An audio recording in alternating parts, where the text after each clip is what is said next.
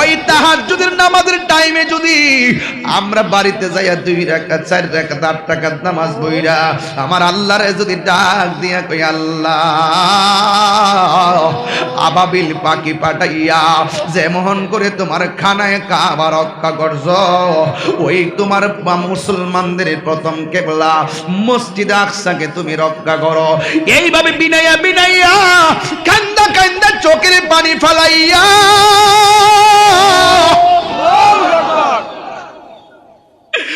যদি আমরা আল্লাহর কাছে বলতে পারি ও আল্লাহ ও রবির বাজারের বাবা জবানটা খুলে কোন না আল্লাহ, 3 বার কোন আল্লাহ।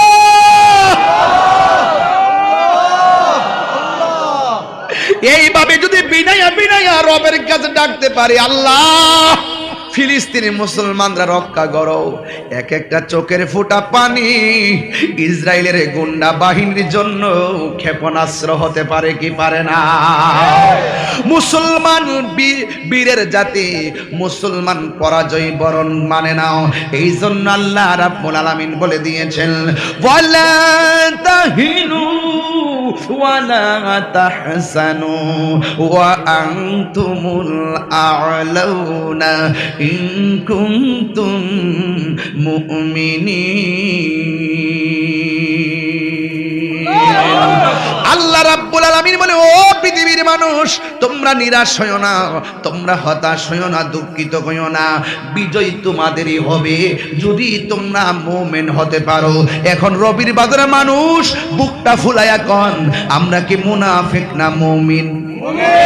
আর জোরে কন যদি মুমিন হন চিন্তা করবেন না আকাশে যেমন চাঁদ আছে চাঁদ আলো দেয় কি দেয় না?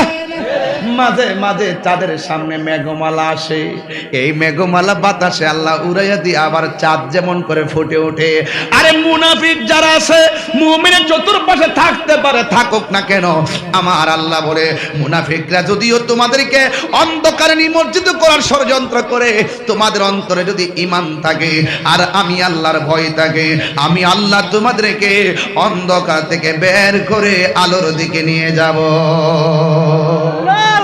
আল্লাহু ওয়ালি। কোরআন শিখ পড়লে খারাপ লাগবে?